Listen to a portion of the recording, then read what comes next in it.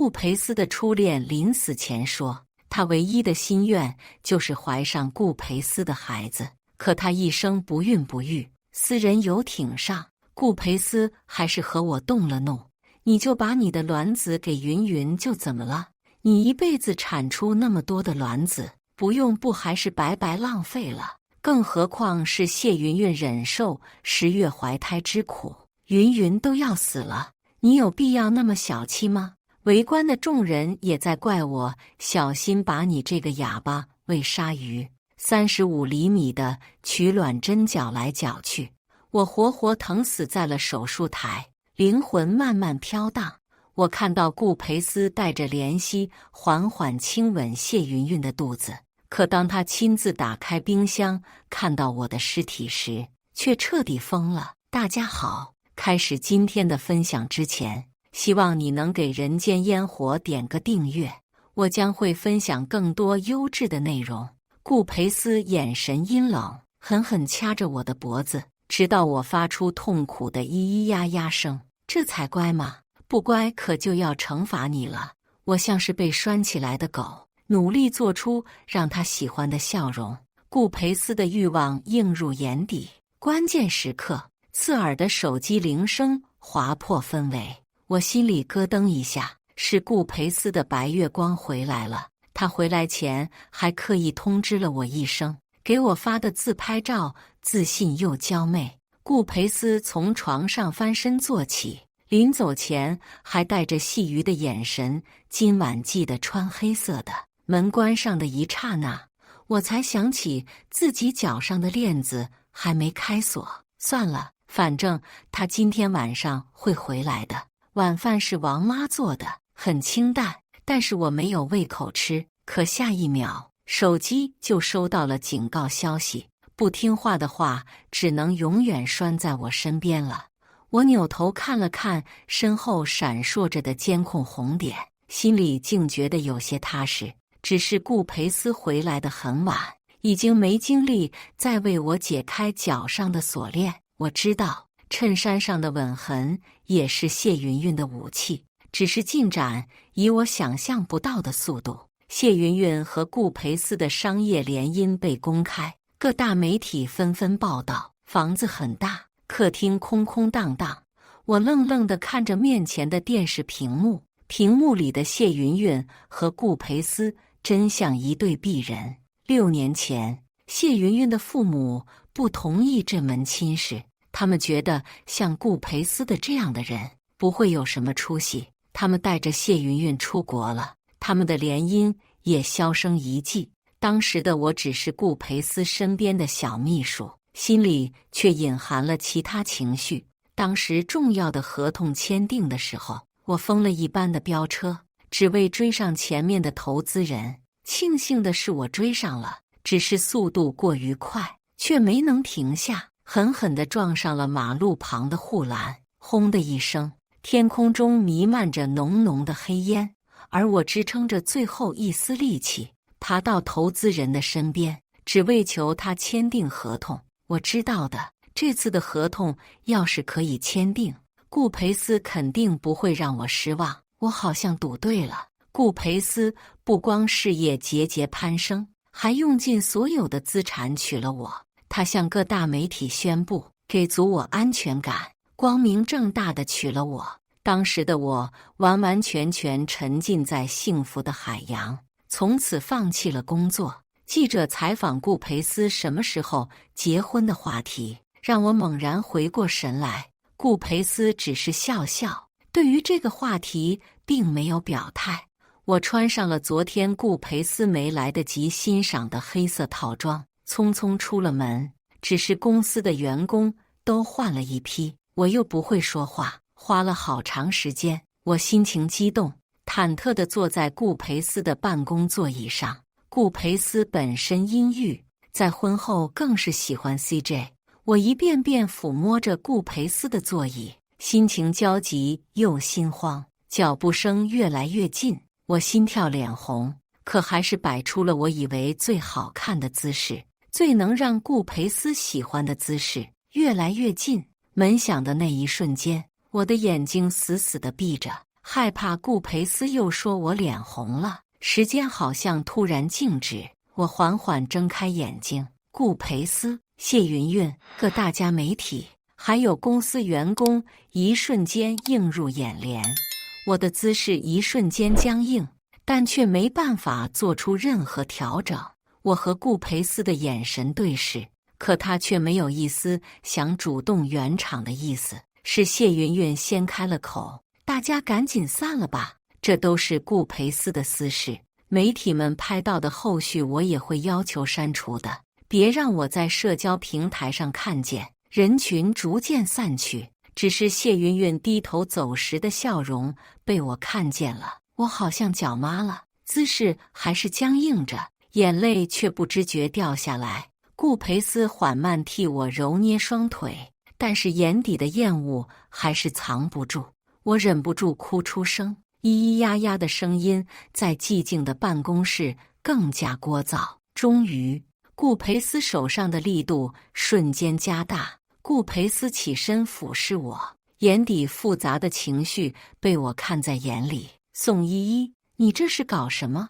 他甚至不愿意看着我，可是我不会说话，不看我的话，我怎么和他解释呢？宋依依，我今天有些累了，你先回家吧。今天幸好云云在，不然明天你就会出现在微博上。我擦了擦眼泪，本想走到顾培斯面前，告诉他我不是故意的，告诉他我只是想让他开心。但是我提起手笔手语的那一瞬间，顾培斯扶额闭眼了。我好想问问他，难道你不会保护我吗？我的手悬在半空，伸出也不是，缩回又难堪。下一秒，我猛地冲出公司，雨像是有什么魔力，一到关键时刻就下。顾培斯是在看着我的，可他不愿意给我递伞。所有的情绪在我进家的那一刻起，瞬间涌入心头。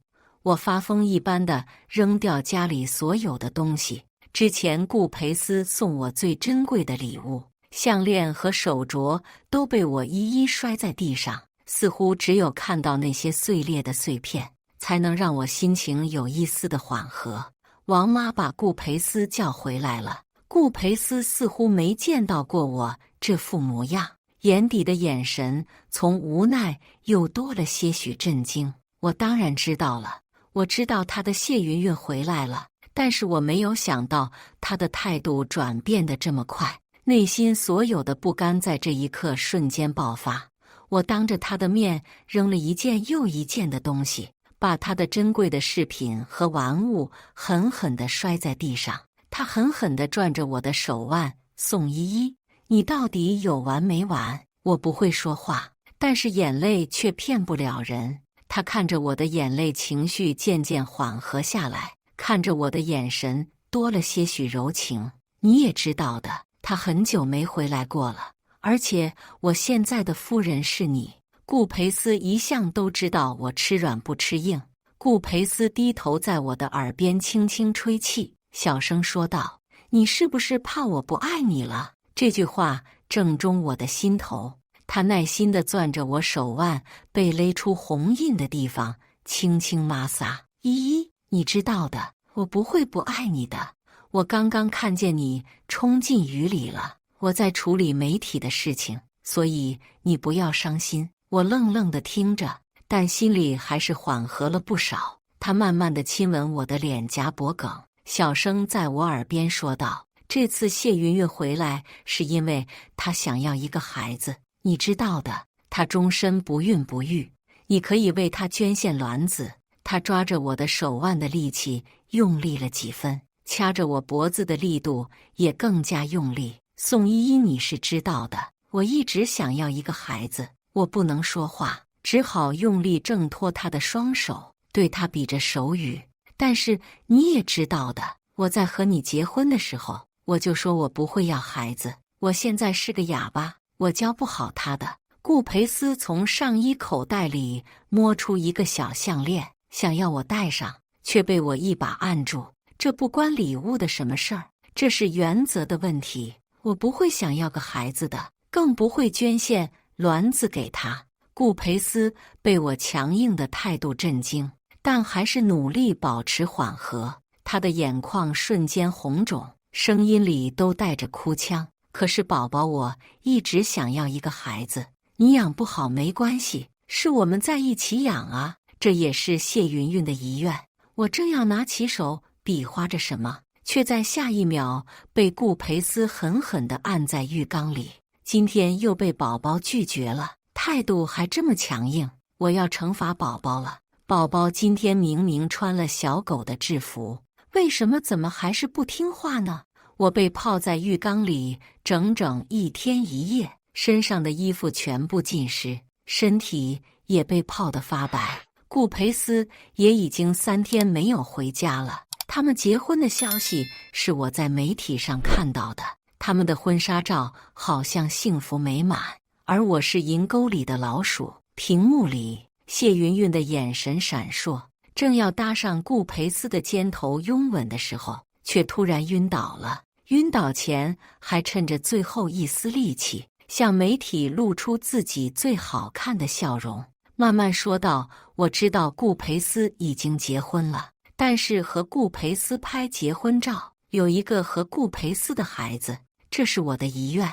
各家媒体纷纷拍照，这则新闻也一举登上了微博热搜。视频最后，顾培斯的眼泪掉在了谢云云的脸上，那颗眼泪砸到了我的心里。大家因为顾培斯掉了眼泪，说他是什么绝世好男人，说他就算是公司大老板，共情能力也超强，说他看不得人间疾苦，说他是好人。顾培斯的眼泪到底是什么时候才能困住我的呢？我本来是顾培斯的秘书，谢云云走后，他的最后一次合同是我给他签的。我想让顾培斯飞黄腾达，我想让他飞得更高更远。我穿上了投资人喜欢的制服，做了投资人最喜欢的事情。只是在快要结束的时候，顾培斯出现了。他出现在门口，和我的眼神对视，而我还没来得及从投资人的身上下来，我死死地捂着自己的嘴巴，但身下的投资人却喊出了声：你怎么不叫了？快说话呀！眼泪像是断了线的珍珠落下，我捂着嘴的手放开，照着他的要求叫出声。那应该是我最耻辱的5分钟，只是我没有想到顾培斯会那么狠。合同签完之后，顾培斯拿刀亲手割断了我的声带，他一边掉着眼泪一边说：我再也不许你发出那样娇媚的声音。因为投资人签合同时悄悄在他耳边说，他最喜欢我的声音了。他一遍遍地给我洗澡，让我牢牢地困在他身边。可能就是在那个时候，我最喜欢他的眼泪。只要他一哭，我就任何事情都能原谅他。可他现在的眼泪不是为我而掉了。第4天，大门声音突然响起，我以为是顾培斯回来了，但是开门的一瞬间却是谢云云的脸。他的态度不算是友好，神情也嚣张跋扈，语气更是不用说。我告诉你，宋依依，我愿意怀顾培斯的孩子，这件事容不得你拒绝。现在的顾培斯肯定偏向我，你只要准备好你的卵子就行了。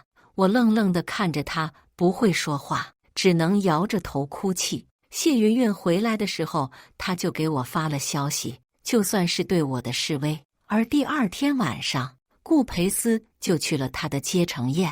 但是现在谢云云竟然敢直接来到我家里，我实在是想不出来。如果这些事情不是被顾培斯允许的话，谢云云她怎么敢呢？在我的哭泣声中，顾培斯终于回来了。但他回来的那一瞬间，就算看到我是哭泣的，还是一瞬间抱住了谢云云。他看着我，却满都是责怪的眼神。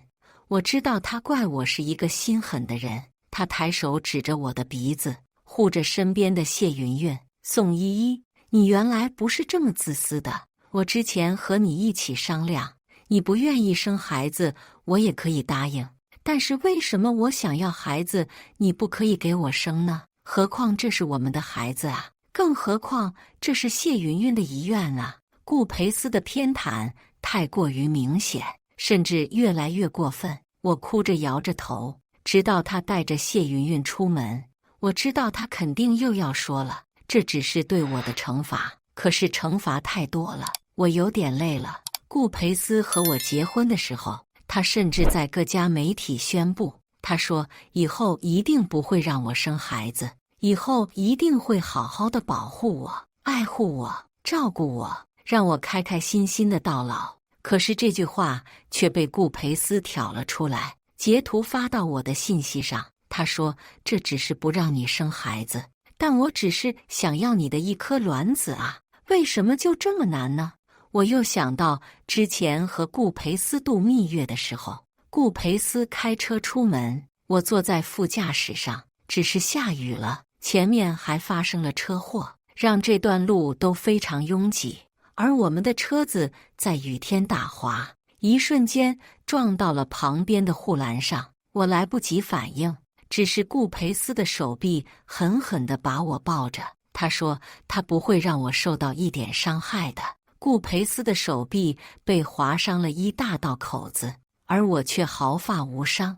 我不知道在那个时候哭了多久，我只觉得很久没有遇到像顾培斯这么爱我的人，所以就算以后他怎么样，我都应该陪在他身边。想到这儿，手机突然响起是顾培斯的消息：宋依依，你为什么不能多爱我一点呢？一定是你还不够爱我，所以才不愿意要我们的孩子。我的眼泪一滴一滴落到屏幕上。就算是这样，顾培斯还以为这些都不够爱。我心灰意冷，准备收拾东西离开。王妈看着我的眼神也带了些许落寞，可发给顾培斯的消息等了3天，他还是没有回。就在我拿着行李出门的一瞬间，手机突然传来铃声，是顾培斯的消息。他说让我去海边游艇，这也是我们曾经举办婚礼的地方，只是上面的离婚协议书他并没有看。我拿出在包里的纸质离婚协议书，走出了门。游艇上聚集着不少人，都是当时我们结婚的见证人。谢云云站在游艇中间，看着我的眼神却满是不屑。我本想告诉他，我这次来就是要和顾培斯离婚的，但是我又忘记了，我现在是个哑巴了，他怎么能看懂手语呢？我们就那样愣愣地对视着，却在下一秒，谢云云借着我的手瞬间跌落在地上，她的脸色一下变红，声音带着些许哭腔：宋依依，你怎么能这样呢？我只是想要你的一个卵子而已，我只是想要我和顾培斯的一个孩子而已，生下孩子我就会死的，你还要我怎么样啊？众人的目光顿时聚集在我们俩的身上，而顾培斯也闻声赶来。顾培斯缓缓地把躺在地上的谢云云扶起来，扭头看着我的眼神却满是不屑和怒火。谢云云却在当场说了自己的遗愿：依依妹妹，你也是知道的，我这次回来就已经没有剩多久了，但是我最后的遗愿就是有自己和顾培斯的孩子，就算我自己不孕不育，我也想顾培斯能有他最喜欢的孩子。捐献卵子这件事情对你来说可能没什么，但对于我来说，这是我一辈子最重要的事情。怀孕也是我一辈子最重要的事情，只是可惜了，我这糟心的身体竟然是不孕不育的，不然我肯定能为顾培斯生下属于我们的孩子。他们的眼神在空气中对视，眼神似乎都要拉丝。顾培斯像是丝毫忘记了我的存在。说到伤心处的时候，顾培斯才扭过头来对上我的眼睛，他眼神中的怒火却是掩盖不住的。你就把你的卵子给谢云云就怎么了？你一辈子产出那么多的卵子，不用还不是白白浪费了？更何况是谢云云忍受10月怀胎之苦，谢云云现在都要死了，你有必要那么小气吗？众人纷纷看着我，也在责怪我，他们看我是哑巴，更加欺负我，小心把你这个哑巴喂鲨鱼。我低头看了看海中的鲨鱼，其实我并不害怕鲨鱼，但是顾培斯和大家指责的话，却让我连走的力气都没有了。他甚至剥夺了我走出去的勇气，好像我才是那个罪人。我静静地躺在手术台上，仔细地听着外面的动静。顾培斯说他不允许谢云云受苦，他不允许他的谢云云会难过。他说他的谢云云怕疼。我手中的拳头慢慢紧握，眼泪也不自觉地掉下。在此之前，我甚至以为我是能逃脱的，逃脱顾培斯，就算他不爱我，我也能狠下心。可是当我真的知道他不再爱我时，却没了任何求生的欲望。那个医生小心翼翼地问着顾培斯：“那宋依依怎么样呢？”顾培斯嘴里全是不耐烦：“宋依依不用管他，他怎么样都无所谓，反正我只需要卵子就好。”为了能更快速度地取出来，医生给我灌了大剂量的促排药物。我的身体开始疼痛难忍，只是我咿咿呀呀的叫声实在是太难听，我只好死死地咬着自己的手背，直到咬出一道道血痕。他们用35厘米的穿刺针反复刺穿，重复了最少30次，好疼好疼！我多想告诉顾培斯，顾培斯，这已经不是惩罚了，我是要死的，我好像要死了。可惜，直到我的灵魂出窍，顾培斯还是守在谢云云的身边。我的灵魂看着我病床上的尸体，却又不忍直视，慢慢飘到了顾培斯的身边。谢云云的手术过程还算是顺利，好歹没像我一样人就死了。顾培斯亲自熬了粥，一口一口地喂着谢云云，他的眼神温柔，是我从来没见过的温柔。谢云云像是想起什么，突然说道：“宋依依妹妹应该没事吧？我应该好好谢谢她的，是她给了我人生的希望。”她和顾培斯的眼神含情脉脉。顾培斯，这也是我们的希望。顾培斯轻笑出声，柔声安慰她：“宋依依能有什么事情啊？她不过就是每天不想动，躺在床上而已。”身为魂魄，我的心口竟然还能感受到疼痛。我轻笑出声，竟然不敢相信这是我爱了6年的男人。我的尸体就这样在医院躺了1个星期，医院终于给王妈打去了电话：“你们的尸体已经在医院躺了1个星期了，赶紧收回去吧。医院就算直接安排火化的话，也要家属过来签字的。”王妈轻声答应，嘴里念叨着：“这顾培斯到底在干什么呀？”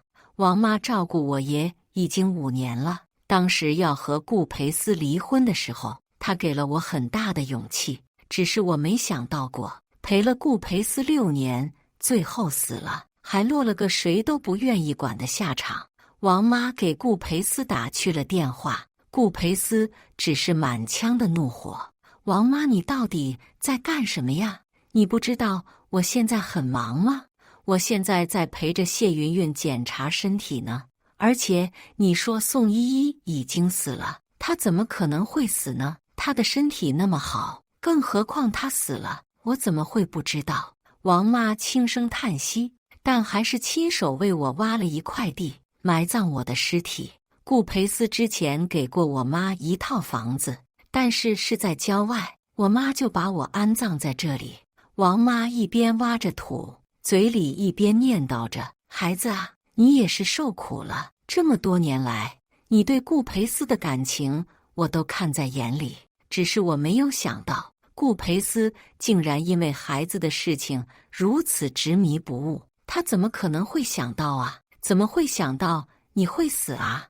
王妈的眼泪掉了又掉，而我的眼泪也掉了又掉。我抬起头想擦，却忽然发现自己已经成为了灵魂。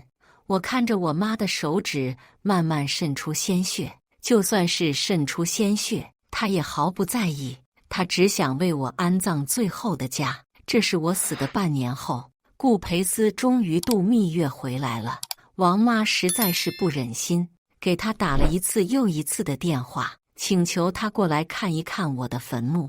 只是顾培斯一看到那一堆土，就嗤笑出声：“王妈，不是我说，你觉得这样可笑不可笑啊？这竟然还是宋依依的坟墓了，又破又烂，我甚至都不知道底下有多少蛆在爬。”他在走时还拍了拍王妈的肩膀，继续说道：“王妈，我知道你心疼宋依依，但是我也没错呀，我只是想要我们的孩子而已。等孩子一生下来，我就会收回对宋依依的惩罚。但是你不能说宋依依死了这种话来骗我吧？她怎么可能会死呢？她不就是取了个卵子而已吗？别再说这种莫名其妙的话了。”他像是实在忍不住自己嘴角的笑容，最后直接放了狠话：“王妈，我之前是不是跟你签订了合同？就算我提出什么要求，你都得执行。那我现在要求你把宋依依的尸体放在冰箱里，也比在地下好。宋依依就是太不懂事了，这些都是我给她的惩罚。她要是像谢云云一样的话，恐怕就不会这样了。”说这话时，谢云云正好从家里走出来，娇羞地依偎在顾培斯肩膀。王妈心头一颤，但还是在夜晚一边哭泣，一边把我的尸体刨了出来。可是冰箱实在是太小，只好把我的四肢从骨节处切断，跟着顾培斯6年，最后却落了个这样的下场。10月怀胎终于过去了，孩子顺利生了下来。这天的顾培斯却是难得的开心，他们围绕在刚出生的婴儿面前。你说他到底是像你还是像我？谢云云紧紧地拉着顾培斯的手问道。顾培斯嗤笑出声：“你看宝宝的眼神这么可爱，这么大，那肯定就是像你了。他们美好的氛围让我不愿意打破。”刚生完孩子的谢云云像是有些娇弱。顾培斯瞬间站起身，看着谢云云轻声安慰：“我给你炖点骨头汤，好好补一补，辛苦你了，宝宝。”顾培斯满目柔情，看着谢云云。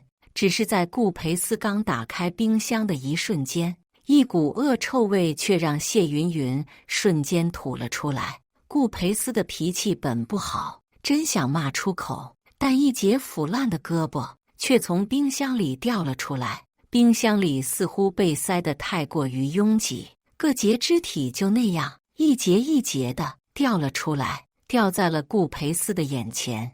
顾培斯的瞳孔逐渐放大，眼里全是震惊。我猜他应该是知道的，因为掉出来那节胳膊的手腕上虽然腐烂，但顾培斯买给我的手链是不会腐烂的。我猜顾培斯已经认出我了。是他说要把我放到冰箱里的。顾培斯大喊一声：“王妈，这是怎么回事？”顾培斯的声音逐渐带着哭腔，眼神里全是不可置信。王妈赶忙从楼梯上走下来，急忙对着顾培斯解释道：“这就是宋依依当时的尸体呀，我本来把她埋葬在院子里，但是你说要把它们放到冰箱里，我不敢不听你的。今天正好是宋依依的1周年纪念日，时间实在是太久了，就算是在冰箱里也会有臭味散发出来。”还没等王妈说完，顾培斯双腿发软，跪坐在地上，眼泪瞬间流出。我就在旁边愣愣地看着，他为什么要流泪呢？他难道不嫌我是脏的臭的吗？毕竟他早已经对我已经没有丝毫的爱意。冰箱里被一起封存起来的，还有我写给他的一封信。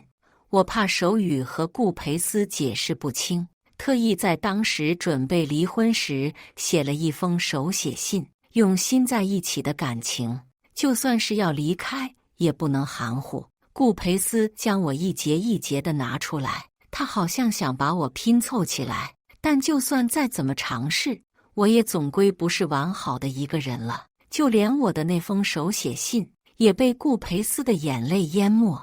我真的好害怕你会怕我，好害怕你会不爱我。对不起。顾培斯的眼泪掉个不停。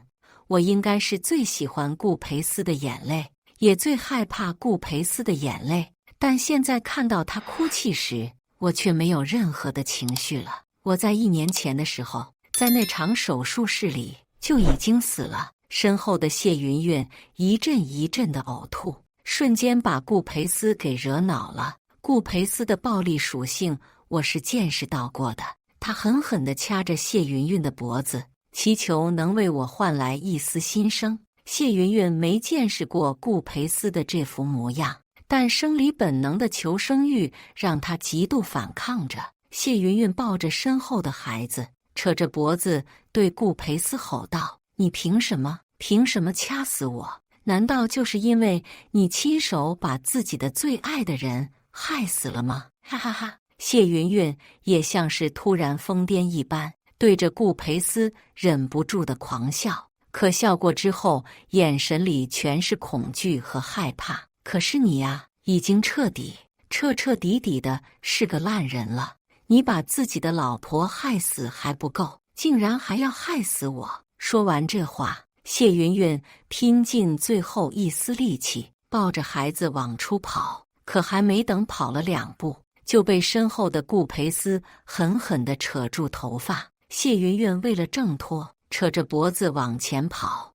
我看到谢云云的头发从发根，甚至是连带着头皮都掉了下来，她的头上鲜血淋漓。可就算是这样，顾培斯还是迈开长腿追着，右手狠狠地掐上谢云云的脖子。谢云云瞳孔放大到快要掉出来，渐渐喘不上气，看着顾培斯哭着求饶培斯。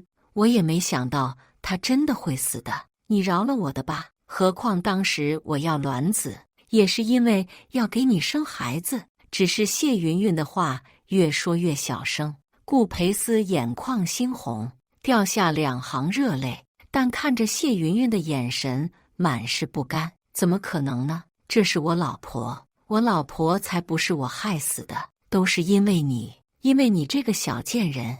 顾培斯还想骂着什么，谢云云的眼球突然掉了出来。顾培斯傻傻地看着眼球，手上的动作持续半天才停止，他的眼神中依旧带着恨意，嘴里看着谢云云的尸体骂道：“都怪你，要不是你。”我的心里不禁感慨，就算是利益所得的对方，也能轻易弄成现在的局面，何况是不爱呢？顾培斯擦干净脸，跌跌撞撞地爬到了冰箱面前，看着我给他的手写信，彻底崩溃。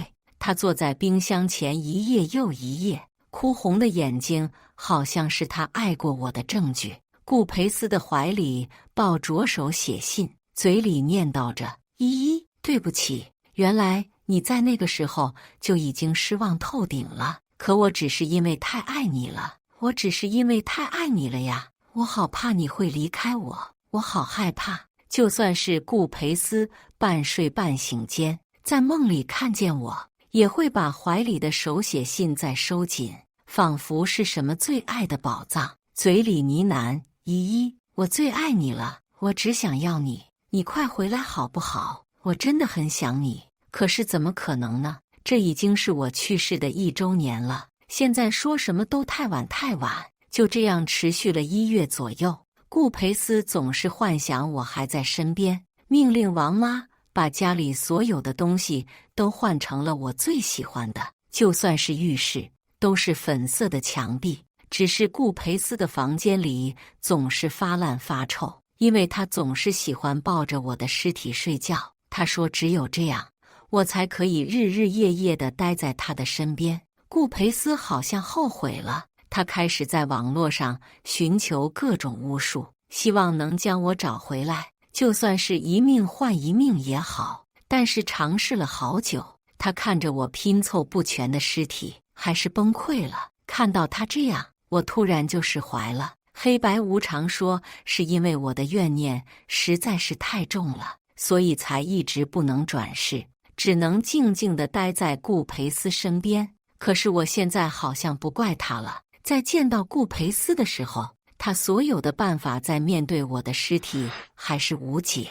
他把最后的希望寄托在了孩子身上，王妈在一边掉着眼泪劝他：“顾培思啊，你现在什么都没了，公司也没了，宋依依也没了，谢云云也没了，您的孩子您可不敢乱来呀。”可就是这句劝诫的话，却在一瞬间把顾培思的怒火点燃。我知道啊，我知道我现在什么都没了，不用你一遍一遍提醒我，我现在什么都不想要了，我只想要宋依依，我只想要她回来，回来陪在我的身边。我喜欢孩子，但是孩子哪有他重要啊？我只想要他。还没等话说，顾培思就开始了做法。他的头发乱糟糟的，加上做法的动作，看起来不像是正常人。因为很久没有好好吃饭，身上消瘦的可怕，眼睛和脸部的凹陷，看起来整个人像是从地狱爬出来一般。我没敢看最后的结果，我只知道他亲手杀了自己的孩子。仪式结束之后，顾培思慌张地拼凑出我的尸体，陪在我的腐烂的尸体旁，一宿又一宿，在每一个小动静前，他都以为我醒了。可是怎么可能呢？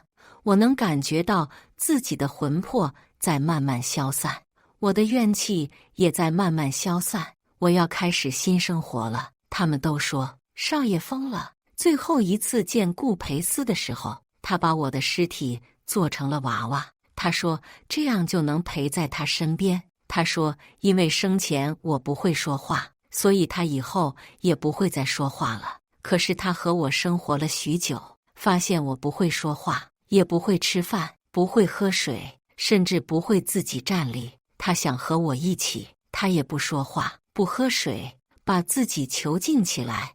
我看着的脸色慢慢变得苍白无比，甚至说是80岁的老人都不为过。可他还是紧紧抱着那散发着臭味的娃娃，说这就是依依。你们凭什么总是想拆散我和依依呢？你们肯定就是嫉妒我。我和依依一起同吃同睡，只要我这样永远陪着依依，依依肯定就会原谅我的。他一时兴起，抱着名字是我的娃娃问道：“依依，你这么久都不回来，是不是因为当时我让你在水里泡了那么久，所以生气了呀？”顾培思的脸上全是严肃，只是沧桑的眼神却掩盖不住。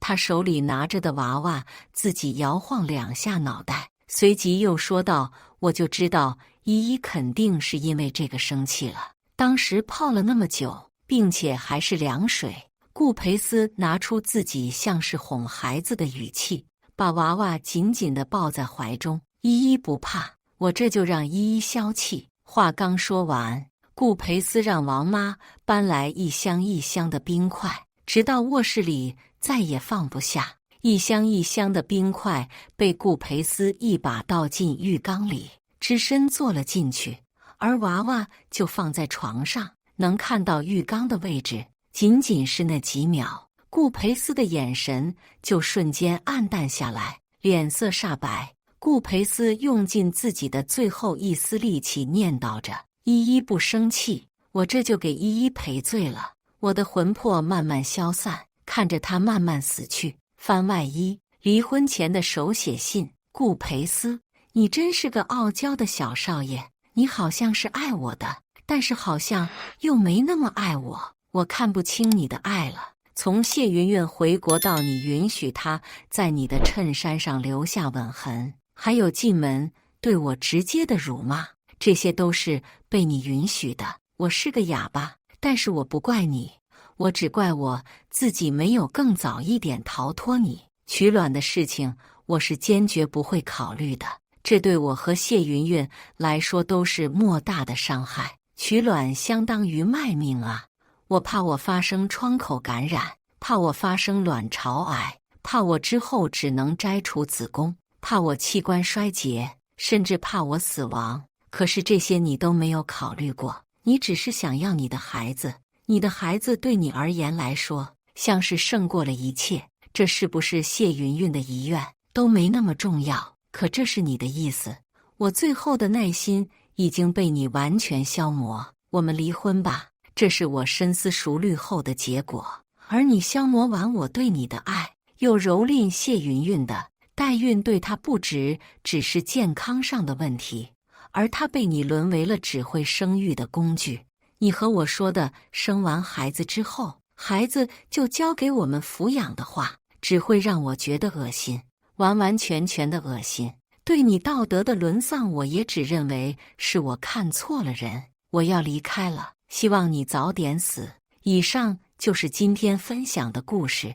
大家有什么想说的、想吐槽的，欢迎在下方评论交流。也更希望能给人间烟火点个订阅，我将会分享更多优质的故事内容。